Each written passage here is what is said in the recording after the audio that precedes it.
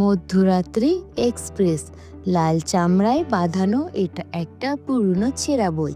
মার্টিনের 12 বছর বয়সে তার বাবার গ্রন্থাগারে বইটি পেয়েছিল, যখন তার বড় পুরনো বাড়ির বাকি অংশ অন্ধকারে ডুবে গিয়েছিল। সে তার সবার ঘরে বইটাকে নিয়ে গিয়ে বাতির আলোয় পড়ছিল। নিচে হলঘরে ঘড়ি টিক টিক করছিল এবং বাইরে সমুদ্র গর্জন করছিল। ছেঁড়া পুরনো বইতে মার্টিমার আকৃষ্ট হলো। এতে মিডনাইট এক্সপ্রেস নামে একটি গল্প ছিল। 50 পাতায় একটি ছবি ছিল, যেটা তাকে ভয় দেখিয়েছিল কোনো অজানা কারণে।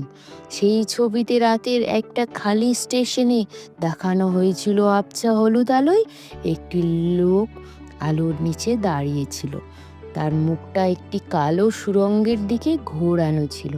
মার্টিমার কখনো 50 পাতার পরে পড়েনি। তারপর অনেক বছর কেটে গেল। এখন মার্টিমার যুবক। একদিন প্রায় মাঝরাতে সে অপেক্ষা করছিল একটি গাড়ির জন্য অন্ধকার খালি জাংশনে। সেখানে একটা আবছা আলো জ্বলছিল। ল্যাম্পের আলোয় মার্টিমার হাঁটতে দেখলো একটি অন্ধকার নির্জন শরীর, যাকে সে জানতো। ছোটবেলা তার বইয়ের 50 পাতায় সেই ছবি ছিল। শরীরটা একটি কালো সুড়ঙ্গের মুখোমুখি দাঁড়িয়েছিল। মার্টিমার পবিত্র জাগলো। সে দ্রুত শরীরটির দিকে হেঁটে গেল এবং তার মুখের দিকে তাকালো।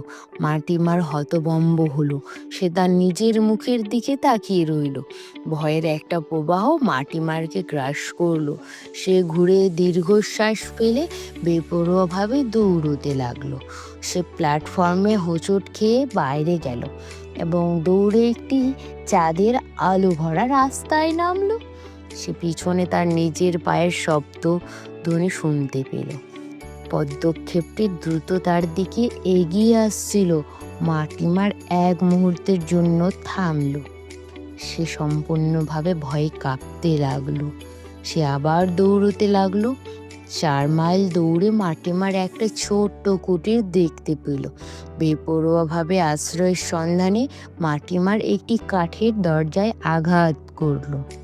সে শুনতে পেল ভারী পায়ের শব্দ নেমে আসছে খটখট করে সিঁড়ি দিয়ে। দরজা খুলল এবং একটি ছায়াময় শরীর বাতি নিয়ে দাঁড়িয়েছিল। তারা কোনো বাক্য বিনিময় করলো না। ছায়ামূর্তি তাকে ভিতরে যাবার ইঙ্গিত করলো। তারা শব্দ করতে করতে সিঁড়ির উপরে উঠে গেল।